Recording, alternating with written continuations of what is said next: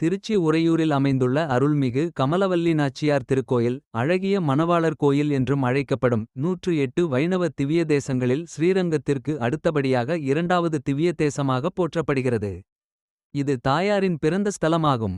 இந்த கோயில் உருவானதற்கான சுவாரசியமான புராண மற்றும் வரலாற்று பின்னணி இதோ. முன்னொரு காலத்தில் சோழ நாட்டின் தலைநகராக உறையூர் விளங்கியது. அங்கு ஸ்ரீரங்கநாதரின் தீவிர பக்தனான நந்தசோழன் என்னும் மன்னன் ஆட்சி செய்து வந்தான். அவனுக்கு நீண்ட நாட்களாக புத்திர பாக்கியம் இல்லை. இதனால் வருந்திய மன்னன் தனக்கு குழந்தை வரம் தருமாறு திருவரங்கநாதரிடம் உருகி வேண்டினான். மன்னனின் பக்திக்கு மெச்சிய பெருமாள் தன் மார்பில் உறையும் மகாலட்சுமியையே மன்னனுக்கு மகளாக அவதரிக்கும்படி அனுப்பினார். 1. கமலவல்லியின் பிறப்பு. ஒருமுறை நந்தசோழ மன்னன் காட்டில் வேட்டையாடச் சென்றபோது அங்குள்ள ஒரு தடாகத்தில் குளத்தில் 1000 இதழ்கள் கொண்ட தாமரை மலரின் மீது ஒரு பெண் குழந்தை படுத்திருப்பதைக் கண்டான். அளவற்ற மகிழ்ச்சியடைந்த மன்னன் அக்குழந்தையை எடுத்து தாமரையில் இருந்து தோன்றியதால் கமலவல்லி, கமலம் என்றால் தாமரை என பெயரிட்டு அரண்மனையில் வளர்த்து வந்தான். பருவமடைந்த கமலவல்லி ஒருநாள் தன் தோழியருடன் நந்தவனத்தில் உலாத்திக் கொண்டிருந்தாள். அப்போது ஸ்ரீரங்கநாதர் ஒரு அழகான இளைஞனைப் போல குதிரை மீது அங்கு உலா வந்தார். அவரை கண்ட மாத்திரத்திலேயே கமலவல்லி அவர் மீது காதல் கொண்டாள். மணந்தால் அவரையே மணப்பேன், இல்லாவிடில் உயிர் துறப்பேன் என்று உறுதியாக கூறினாள்.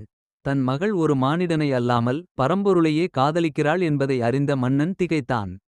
அப்போது மன்னனின் கனவில் தோன்றிய திருவரங்கநாதன் கமலவல்லி வேறு யாருமல்ல, மகாலட்சுமியின் அவதாரமே என்றும் அவளைத்தான் திருமணம் செய்து கொள்ள விரும்புவதாகவும் கூறினார்.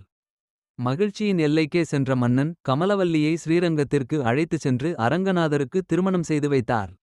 திருமணத்திற்குப் பின் கமலவல்லி நாச்சியார் அரங்கநாதருடன் ஜோதியாக கலந்து ஐக்கியமானார். தன் மகள் மற்றும் மருமகனின் திருமண நினைவாக அவர்கள் காதலித்த உறையூர் இந்த கமலவல்லி நாச்சியார் கோயில் ஆகும்.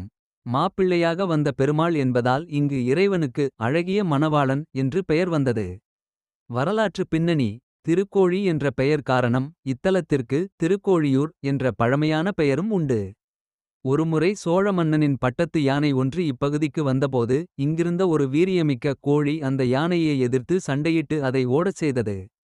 கோழி வென்ற தலம் என்பதால் இது திருக்கோழி என அழைக்கப்பட்டது. தாயாரின் முதன்மை தலம் இது தாயார் பிறந்த இடம் என்பதால் இங்கு கமலவல்லி நாச்சியாருக்கே முதல் மரியாதை. மூலஸ்தானத்தில் பெருமாளும் தாயாரும் திருமணக் கோலத்தில் வடக்கு திசையை ஸ்ரீரங்கத்தை நோக்கி அமர்ந்திருக்கிறார்கள். ஆழ்வார் அவதாரம் 12 ஆழ்வார்களில் ஒருவரான திருப்பானாழ்வார் அவதரித்த பெருமைமிகு தலம் இந்த உறையூர் ஆகும். திருமண பிரார்த்தனை தலம். இங்கு பங்குனி உத்திரம் திருவிழாவின் போது ஸ்ரீரங்கம் நம்பெருமாள் உறையூருக்கு எழுந்தருளி தாயாருடன் ஒரே சிம்மாசனத்தில் அமர்ந்து சேர்த்தி சேவை சாதிப்பார். திருமணத் தடையுள்ளவர்கள் இங்குள்ள தாயாருக்கு ஆயில்ய நட்சத்திரத்தன்று அர்ச்சனை செய்து வழிபட்டால் விரைவில் திருமணம் கூடும் என்பது ஐதீகம்.